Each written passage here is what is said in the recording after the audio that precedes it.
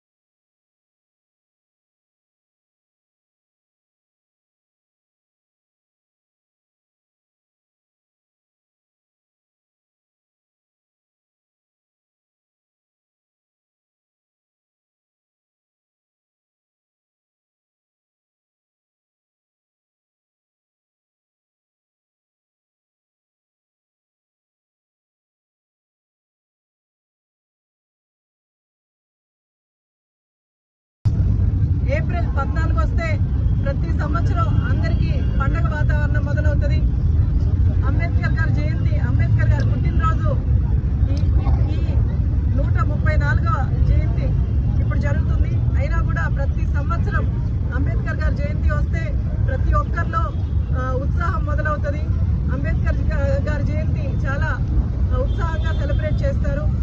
అంబేద్కర్ గారు ఎన్నో దేశ విదేశాలు తిరిగి మనందరికీ కూడా రాజ్యాంగం రచించడానికి అధ్యక్షత వహించారు. ఎంతో మంది కమిటీ మెంబర్స్ వేసుకొని మన భారతదేశం కోసం రాజ్యాంగం రచించారు. ఈరోజు మనందరం ఇంత ఫాలో అవుతున్నామంటే దానికి ఆయన రచించిన రాజ్యాంగం. బడుగు బలహీన వర్గాలు ఈరోజు ఇంత ఎత్తుకు ఎదిగి మంచి చదువుల్లో, మంచి ఉద్యోగాల్లో, డాక్టర్లుగా, ఇంజనీర్లుగా, అలాగే అసెంబ్లీలో అడుగు పెడుతున్నారంటే దానికి కారణం డాక్టర్ బిఆర్ అంబేద్కర్ గారు. ఆయన మానవతావాది. అలాగే ఎంతో మంది బడుగు బలహీన వర్గాల గుండెల్లో నిలిచిపోయే నాయకుడు డాక్టర్ బిఆర్ అంబేద్కర్ గారు. ఆయన జయంతి రోజునో వర్ధంతి రోజునో గుర్తుపెట్టుకునే వ్యక్తి ఆయన కాదు. ఆయన ప్రతి ఒక్క బడుగు బలహీన వర్గాల్లో